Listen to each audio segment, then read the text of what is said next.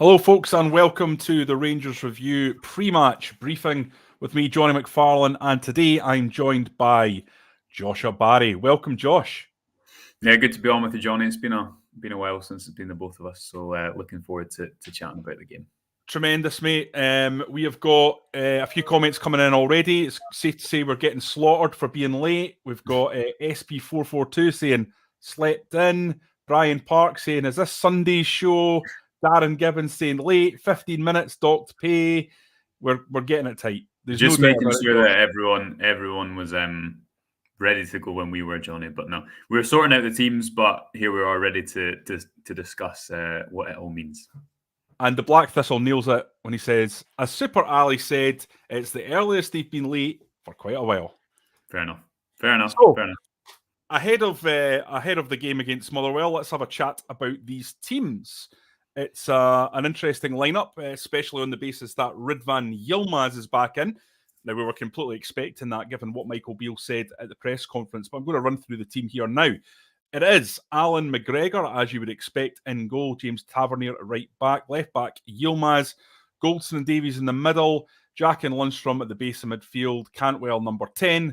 Sakala wide right. Kent wide left. And Cholak up front. Or so we think, because there is also the juicy possibility that John Lundstrom could actually drop back into that defence and form a back three. Michael Beale did say, and he was quite insistent about the notion that we were going to see a change of formation in this game. Joshua, what do you think? I think the safe option is to say 4-3-3 or a 4-3-2-1.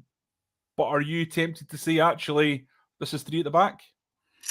Yeah, well, we've not really seen Jack and Lundstrom play together under Beale. It's tended to be Glenn Kamara in there with one of them. If it is going to be a 4-3-3, I think it will be Jack playing slightly higher than Lundstrom. I think he's the player who, when Rangers have a lot of the ball, is more likely to kind of carry the ball from box to box. He just said something, Beale, at the press conference about something along the lines of you might see someone else out on the left hand side. Obviously, Borna Barisic isn't in the team today. I think his wife's about to give birth, so he's back in his home country, I believe. But Ridvan's going to play that role differently to Barisic. Barisic is always going to be the widest player for Rangers, providing crosses, but he also really can't come inside in the same way that James Tavernier can. You see on the right-hand side, it's far more common for there to be some rotations. If Sakala's out there at times, he'll be the widest player.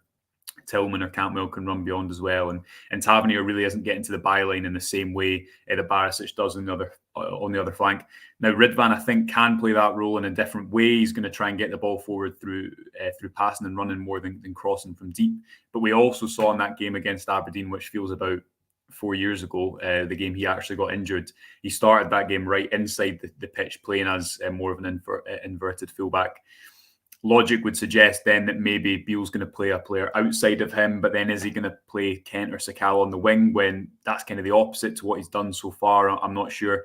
I think the most likely is probably that 4-3-1-2 we've seen so far, with Sakala joining Cholak on the last line. That's been the same in the last three games. They've played on different sides depending on whether Rangers have had the ball, like at home against Kilmarnock, or whether they've kind of been attacking in transition, like away at Hibs. I don't see them changing too much from that. And obviously, Sakala has quite the record against Motherwell. I think about nine league goals last season, and about 5 or 6 of those came against Motherwell. He obviously got the hat-trick here this time last season against Motherwell as well. So I think that's the most likely, Jonny, but also he probably wouldn't be surprised based on what Beale said if it is a back three in some form. SB442 asking, is Tillman on the bench? Yes, he is. He is back in the squad after a wee spell where he's not really played much. He came back for the Celtic game, looked like a man who was thrown back into the action a little early, if I'm being honest. Yeah. You can totally understand why Rangers would do that, given the scale of the game. But he's clearly been eased back in, given he's not starting today. I thought he might just be thrown at the deep end, given what he's already produced against Motherwell this season. Of course, anyone who remembers the last game at Fir Park, there wasn't a lot to remember about that game beyond the one moment of incredible skill when Malik Tillman went through about 5 players and popped it past the keeper.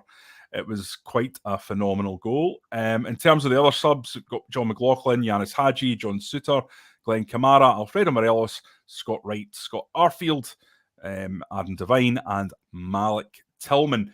One thing about that bench, Joshua, we are starting to see Rangers have a I can't even say the word a little stronger bench in terms of the quality that's on there. You're seeing a number of players that can come on now and change the game. You know, Hadji, Morelos, John Suter, if you want to change the style that you're going to play or your formation, Glenn Kamara. And that's a fair bit of quality in there, and that's something that you can't say for Rangers throughout the whole season, given the injury situation. No, it's a good chance to look back at that Motherwell game. We've got a piece which I'll put in the comment section, Johnny, that kind of looks at what Beale's done differently to lead Rangers to 7 wins out of 7 away from home, winning at Tannadice, Tynecastle, Easter Road, all places that Rangers really haven't made a habit of winning comfortably in recent years, and they've done it in different ways. I think the reason today is such an interesting game is because Motherwell come into it in really good form. They also had a week off, so as Beale said at his press conference, they've had their eyes on this game for a while.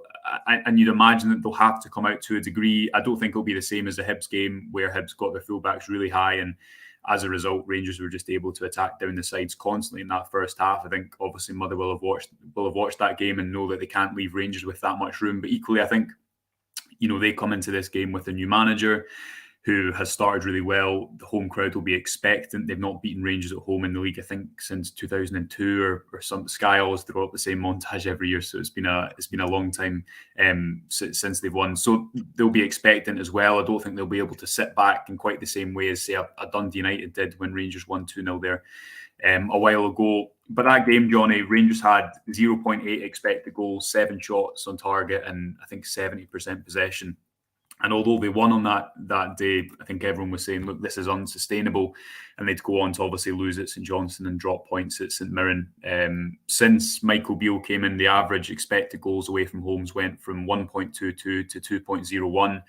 Loads of other stats, which you can read in that piece, and you can read it for free because it's a newsletter piece. But the thing that really stood out to me, Johnny, is passes inside the opposition box away from home has went from 2.5 to 7.14. Rangers are just, I think, controlling games a lot more away from home than they did under Gio, and that's allowed them to win 7 from 7.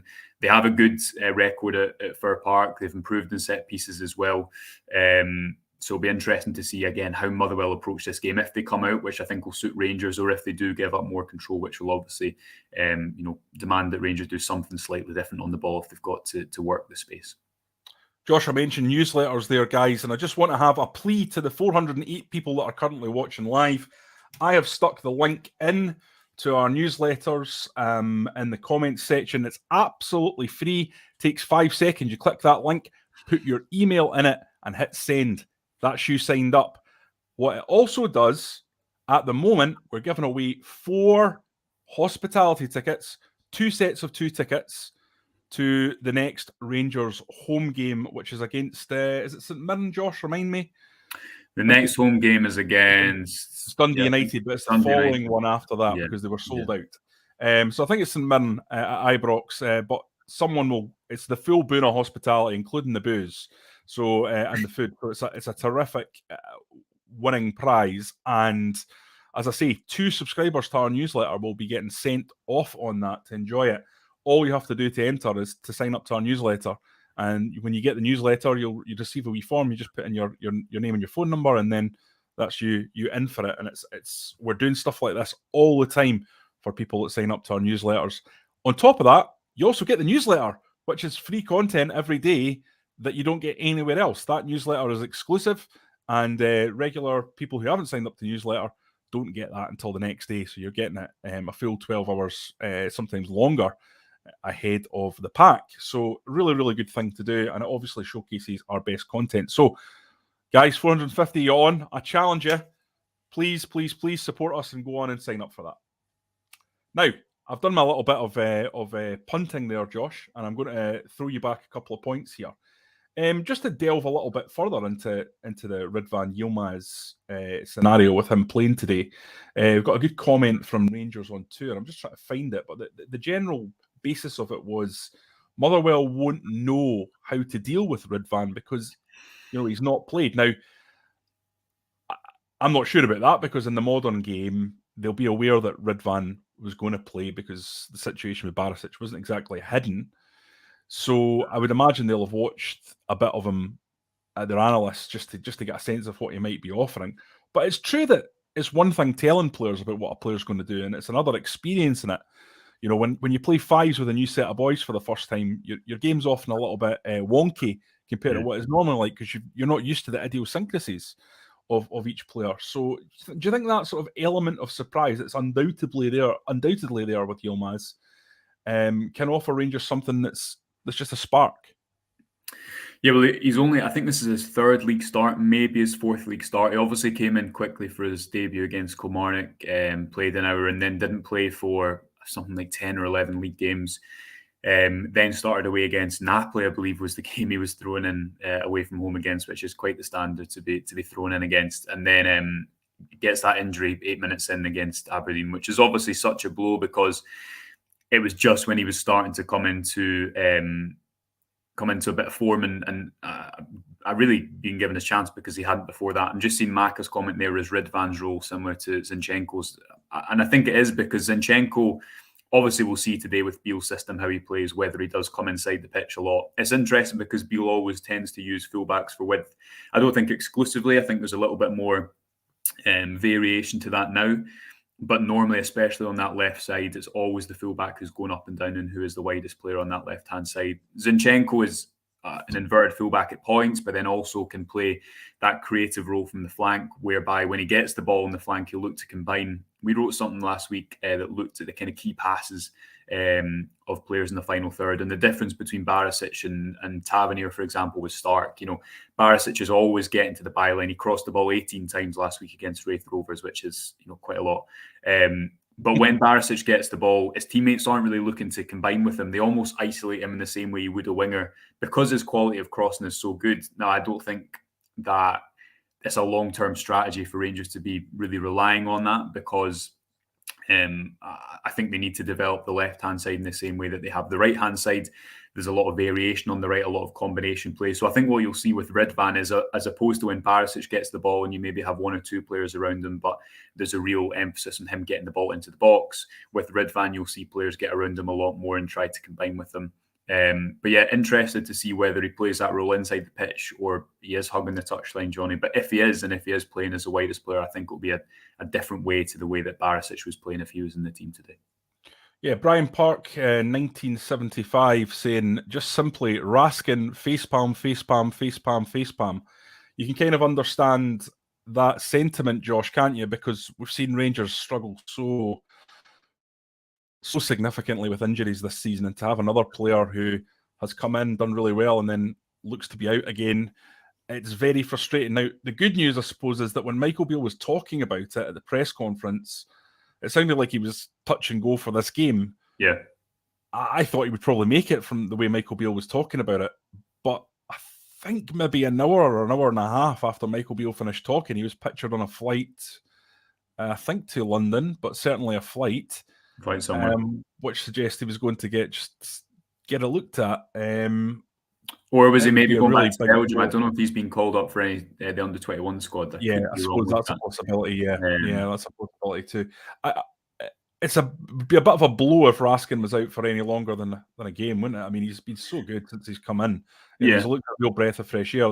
The thing that I really like about him, I've kind of said this before, but I'll just repeat, it's just his ability to take the ball and move it so quickly through the thirds. Rangers have really lacked that.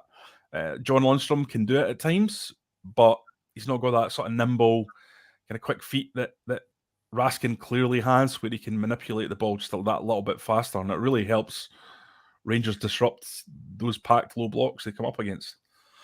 Yeah, he's been a real breath of fresh air, I think, in the middle of the park, because he moves the ball quickly, because he can do so many things, so combative, quick, and that's the reason there was so much kind of outrage that he didn't start that cup final, and that tells you how quickly he had started before that. You'd presume it's nothing serious. Obviously, Beale will be asked about that, I'd imagine, pre-match as well as post-match. But you presume it's nothing serious because it was a case of touch and go. But yeah, it's a blow for him not being in there because he's quickly become a really important part of that midfield. I did wonder if maybe Tillman would be pushed in there alongside Cantwell and Jack to kind of fill in and play a little bit of a deeper role. We saw that, I think it was at home to Ross County for about an hour, and Beale said it was a bit... The fullbacks had to play a different game because it unbalanced Rangers having those 2 goal scorers and then those 3 attackers behind the front 2 as well. So yeah, I think disappointing to not see him in the side today. Good to see Campbell in there because I think equally he started just as well as Raskin. I'm really interested to see how Beale fits Campbell and Tillman in the same team, not because you can't play 2 players in the same team or not because they can't fit. But if you look at those roles, Kent's always going to play until the end of the season. At least we don't know about his future.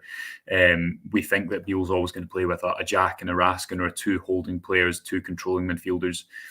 Tillman has played that right-sided central midfield role before Cantwell came in. Beale said he thinks that's where he can fulfil his potential. I think if either of those players are suited to playing higher up the pitch, it's going to be Tillman. Especially at home. Away from home, Rangers have had a really good recipe with Sakala in there, and his numbers away from home have been really impressive. I think 8 of his goal contributions have come away from Ibrox, which is obviously pretty notable. Going forward, though, does Tillman get moved slightly higher up? I always think he looks like he enjoys playing higher up the pitch a little bit more, because you have to fit them both in the team between now and the end of the season, Johnny, because they're 2 of Rangers' best players. So obviously we don't learn much with that today because Tillman's on the bench, but going forward, I think that's another one to keep an eye out for. Comment from Barry Smith: Cholak with a brace today. It's a big game for Cholak because he was brought in, thought he did really well. Michael Beale talked him up in his first game back, and then obviously was terrific against Hibs. Two goals, and probably could have scored more, to be honest, but another all-action performance. And then, there's a little bit of a drop there against Wraith Rovers, I thought, and Michael Beale again pointed that out. I don't think we can see another anonymous performance again, Josh. I think he needs to step up and realise that part of being a Rangers player, especially being a Rangers number 9, is that deadly level of consistency. So there's no doubt that there's going to be pressure on him. There's players in there who can play that position. Alfredo Morelos has been a bit sort of slightly schizophrenic, some of the messages that have been coming out of the club regarding him, if I'm being honest. I thought Michael Beale spoke really, really well after the Wraith Rovers game about maybe needing to see a little bit more from Alfredo Morelos in training. Then he kind of dialed those comments back a little bit, and when you looked at them together, it was a little bit of a double take because they seem to slightly contradict each other. But perhaps maybe Michael Beale just got a little bit ahead of himself with those comments on TV. I'm not sure, but certainly looking them together, they were slightly strange. So you'd imagine that regardless of any of that, Morelos still there, and as Beale rightly points out, if you look at his goal contribution, I think Beale's talking about 7 goals. I'm not sure where that 7th goal's coming from. I think my data is 6 goals and 5 assists, but there we go. Perhaps there's another goal that's been attributed to him somewhere that our stats are not aware of. But regardless if it's 7 or 6 and 5, it's still pretty decent. It's still about a contribution a game, and there's no doubt that has been quite good. And Cholak can't allow his standards to drop because Morelos will be back in. Yeah, when Beale spoke about it, and I agree that the comments were slightly contrasting, I kind of think sometimes you just got to take Beale at face value, and he's saying in the same breath that Morelos hasn't caused any issues. There's been no, they have a good relationship, but he still needs to see more if he wants to obviously be the player that kind of spearheads his attack into the next season. So I think if that's one answer, that makes a bit more sense than kind of the 2 in conjunction. I agree. But I think there's 2 points to touch on here. One of which is Cholak's looked better when he's been in an actual front 2. Beale's always played 2 goal scorers since he came in to the club, but I think it differs whether it's Morelos or Cholak up top. Speaking generally, I think Cholak can't do what Morelos does in terms of occupying 2 defenders, taking the ball in, spinning, playing with his back to goal in the same way. So what you've seen then is in that game at home against Kilmarnock, he's playing off the left side and Sakala's playing off the right side. And in that game at Hibs, it's Sakala off the left and Cholak off the right. But it's different because he's got a strike partner, which is obviously how he played at Malmo. But I also think one of the key reasons that Beale started Cholak in that game against Hibs, and why one of the reasons it was such a good performance, his discipline off the ball is really good. And when Rangers line up in that front three where it's Kent as the 10 and Sakala and Cholak up top, as opposed to being Morelos as the 9 and 2 players off him, whether that be Sakala and Kent, but it being a 1-2 instead of a 2-1, the strikers have a much bigger job in blocking the balls to the fullback and trying to keep the play narrow. And that takes, I think, a lot of discipline and intensity off the ball. And going back to Beale's comments about energy in the final third, maybe that's the reason that Cholak came in, because of what he gives you off the ball is consistency off the ball and doing things that might seem not that like they don't make that much of a difference. But if you think back to that Hibs game, how many Rangers attacks came as a result of them winning the ball in the right area, attacking down the flank of the 2 centre halves? It's obviously where the second goal comes from. And if you go back to Beale's comments, when he was asked about it in the post-match press conference, he said everything comes back to the out of possession stuff.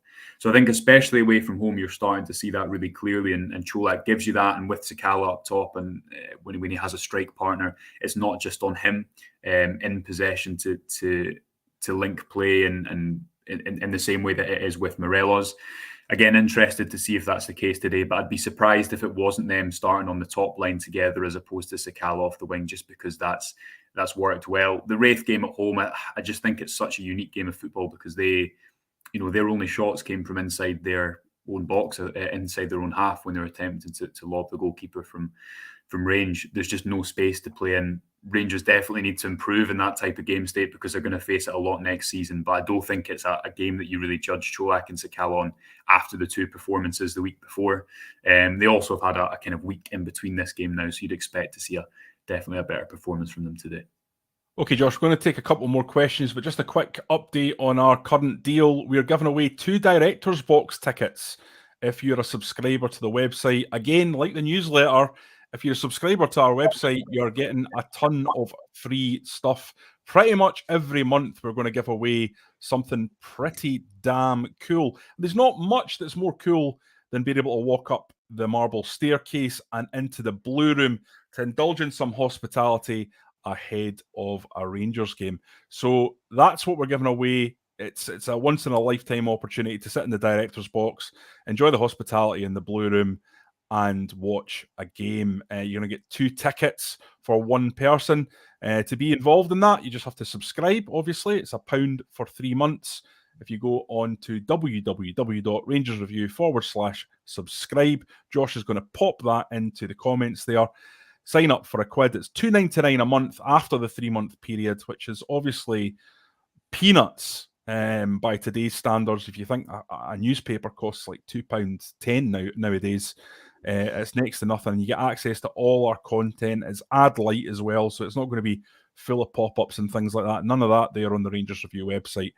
And you get access to all the stuff that we're doing on a daily basis, which includes tactical analysis, deep dives, long reads, and all the rest. So I'd urge you to support us, join our family, put yourself in with a chance of winning this incredible prize and signing up. Right, we're going to move on to some more comments now. We've got plenty coming in. Loads of stuff to talk about. Loads of people reacting to some of the stuff that's been said. A lot of people talking about Cantwell. There's a lot of excitement about Todd Cantwell. Positive Vibe, who's a regular commenter, says, I would like to see Cantwell on the left. I think that would be quite interesting. I think there's a few people who think that potentially if Ryan Kent was to leave Russia, that Todd Cantwell might pop up in that area. We've got Derek H saying, I'd make Cantwell the new captain. Now, that's a big leap for me. I'm not sure I would agree with that one. I'd keep James Tavernier as captain. I think if behind the scenes, guys, he's an enormously influential player. He runs the dressing room. He's had his ups and downs as a Rangers player, but I think overall he's not really the problem. I think the problems are in other areas. Hence why Rangers were able to get a Europa League final, win the league, win the Scottish Cup with him as captain. I don't think that's a problem. That's my personal opinion. I know there's other people who will disagree with that. Josh, in terms of Cantwell, do you see why the fans are getting so excited about this lad? I was getting quietly mocked by one of our mutual friends for my description of him as having lovely soft feet. Yeah, I think justifiably so. Well, what's wrong with it? He does have lovely soft feet. What's wrong with that? Yeah, I seen. I think it was Andy McGowan from Heart and Hand called him the, what was it? Chiropractor? Not chiropractor. That's a back. Something's dream. He was he was riffing on your maybe you guys can speak about that together, but I don't think that I think he's similar to Kent in some ways, because someone like Sakala is always going to get more goals and assists than Cantwell and Kent, but they're different players and they fulfill different functions. I think Cantwell, when he came into the club, there was some people thought he was going to be an attacking player, some people thought he was going to be more of a middle third player. And he's got a couple of assists already, and Beale spoke about him being ruthless in the final third recently. But I think he is better in that deeper role because he's a solution finder. He's not a dribbler that you necessarily want to isolate wide on the wing, I think, in the same way that Gio did with Kent. But you want to play him in busy areas where he can work things out, get as many touches on the ball as possible. And although he's not super quick, he's really fit. He gets back and he covers a lot of ground. And is able to do that. And I think you've seen that since the very start. I think that performance against Hibs, the reason it was so encouraging is because if you've got a player who's as good as Cantwell is on the ball and he matches that with all his off-ball work, then you've got a really exciting proposition there, because you're going to be able to play him similarly, I think, to Tillman. You're going to be able to play him in the middle three and have that creativity in the middle three on the ball while still not losing anything kind of discipline-wise off it. So I like him in that role slightly deeper. I know Beale spoke about him playing closer to the number 9 as well. If it was up to me, I think you'd want to see Tillman there because he's more of a goal threat. But yeah, we'll just have to wait and see. I can see something's amusing you, which I presume is, again, off the riff of Cantwell's soft feet. Well, I just think he's just got lovely soft feet. And if that's on my gravestone, so be it. I love the way he takes the ball in. He's just like, he's like a marshmallow, isn't he? The ball just doesn't matter how hard it's pinged at him. He's got that incredible close control. And I've talked about this before, Joshua, but having grown up in the kind of 9 in a row advocate era, you've got a certain level that you expect from a Rangers player. And it's nice to just see someone who comes in who's got the technical aspect of the game completely under his control. Yeah. And listen, we know Rangers have been through their problems in the last decade. And we haven't had a lot of that kind of player.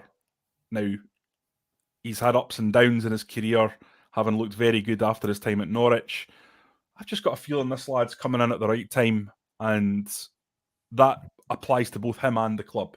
Well, you see when you look at Beale's comments in midweek, I think 2 over the last week, he said that made that comment where it was like more of you speaking about Cantwell and Raskin, and he said more like that, please, which was obviously a little bit of a yeah, fair enough, a little bit of a left-handed comment going into the summer. But he also spoke in midweek about the players that he's already identified going into the summer. Rangers have got Cantwell and Raskin for not that much money. And you're right, Cantwell's a player who's obviously played in the Premier League and done well in the Premier League. Raskin is a player who really highly regarded throughout Europe. If you can get more players of that standard working under Beale, then it is an exciting proposition, because that's only 2. How many more players of that quality does he want to bring into the summer? Maybe 4 or 5, as well as a few squad additions as well. So yeah, I agree. I think he started very well, and it'll be interesting to see him play today again. Yeah, SB442 saying Cantwell will be a £20 million sale. That's a few he's had up. He's made some good comments in there. Yeah, got another one from James Strachan saying, Johnny, is your foot massages being put up as a prize? Well, I am wearing the foot massage t-shirt today. Anyone who's seen Pulp Fiction will know Jules's line, I am the foot master. And that's me taking out some of the expletives from the actual line in the film. Joshua has no idea what I'm talking about because the film was from 1994, about 2 decades before he was born. So, Josh, I'll just leave you by saying you need to watch Pulp Fiction. I'm sorry. Yeah. There is no excuse. Stick with Motherwell Rangers first. But yeah, watch Motherwell Rangers first. But after that, tell your wife we're going to watch a movie double bill tonight of films from before our era. Pulp Fiction and Goodfellas, double bill. So I understand what Johnny's talking about when he talks about films, because that will give you pretty much most of the context. As Positive Vibe says, a Royale with cheese. Again, look at him. Doesn't understand it, Positive Vibe. I mean, how do I deal with this on a daily basis? I don't even know myself. Listen, lads, we're going to have to call it a day. I've enjoyed it immensely. It's been all good family fun, as Alan McConnell has said. Aldo McNaught chipping in with Pulp Fiction is overrated, IMO. Aldo, you are skirting very, very close to a ban, son. Just because you've been so good over the years. Oh, and you've made up for it by saying Goodfellas is a better. Well, okay, I'll let you away with it. No ban for you. But listen, thanks to everyone for coming on. It's been a good light-hearted chat. Hopefully we've got a cracking game ahead of us. We've got a cracking win for Rangers that we can talk about post-match. We'll be coming back on. We may even have a wee Twitter halftime spaces. We'll see how we feel on that one. Let's not commit to that, depending on how the game goes, because we've got quite a lot to do. But in the meantime, guys, thanks very, very much for joining us. Do remember to go and subscribe to the website. If you can't do that, you don't want to do it, you don't want to part with some hard-earned cash, go and sign up for the newsletter. That's also a huge help to us, and it's absolutely free. www.rangersreview.co.uk/newsletters. It obviously gives you the chance to win those hospitality tickets that we've got. Again, completely free. You just need to sign up for our newsletter to get involved with that. Until next time, guys, thank you very, very much for watching, and we hope you are very happy come the end of